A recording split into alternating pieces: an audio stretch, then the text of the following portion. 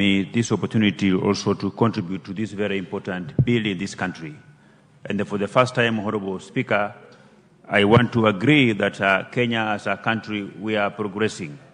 I say so because it is for the first time since devolution was implemented in this country that the revenue that we are actually sending to the county has crossed the 400 billion mark. This is actually 24.4% of the last audited account, Honorable Speaker. Honorable Speaker, this is progressive.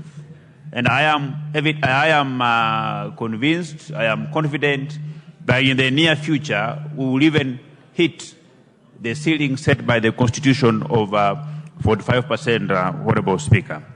Honorable Speaker, while there have been some outcry about some governors living large, not living within the expectations that are expected of them by the members of their respective counties to properly utilize these devolution funds well, I want to agree that not all counties are not accountable to the people, Honorable Speaker.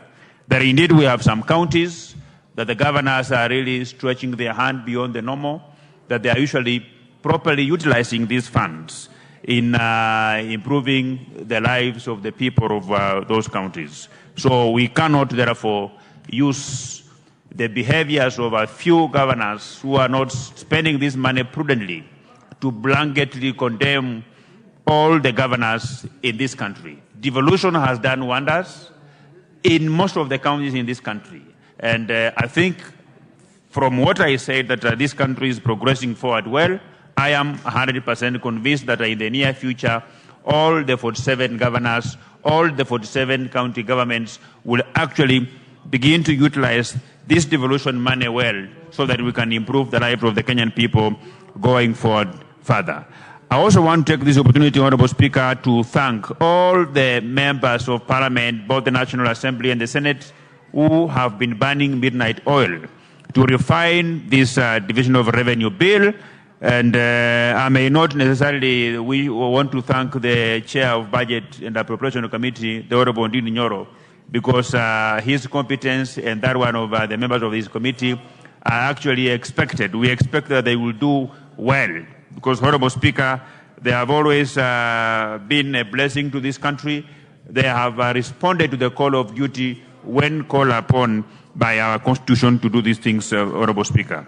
Honorable Speaker, as I finish in contributing to the Division of Revenue Bill, I will want the County Government Act to be amended so that they follow the same procedures of project proposal approval, the way we do with our CDF.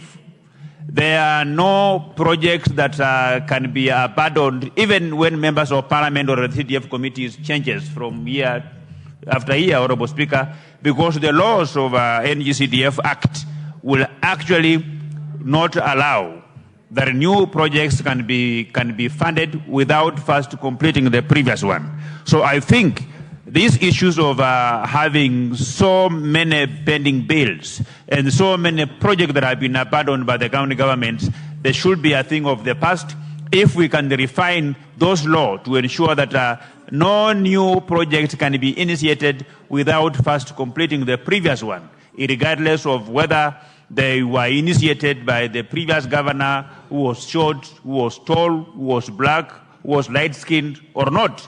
Because all those projects are funded from the exchequer.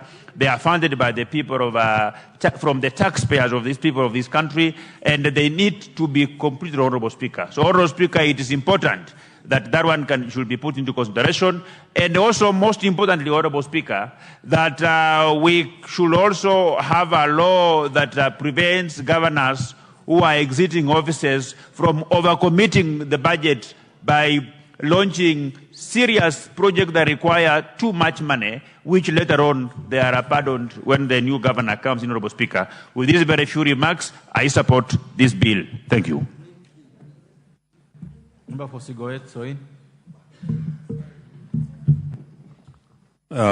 Thank you, Mr. Speaker, for the opportunity you've also given me so that I can express my support for the mediated version of the Division of Revenue Bill.